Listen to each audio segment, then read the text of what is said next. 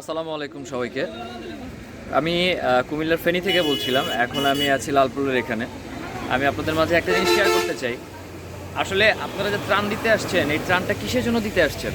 ত্রাণ দিতে আসছেন, মানুষকে দিতে আসছেন। এই যে আমার পিছনে এতগুলা গাড়ি, বাস, এতগুলা মানুষ রয়েছে, এদেরকে কেউ কিছু দেওয়া হচ্ছে না, এরা রাত থেকে না খাওয়া।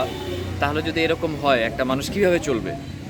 আর আপনারা যেহেতু ত্রাণ দিতে আসছেন, আপনারা কি শো অফ করতে আসছেন যে আমি ত্রাণ দিতে আসছি, ভিডিও করতে আসছি?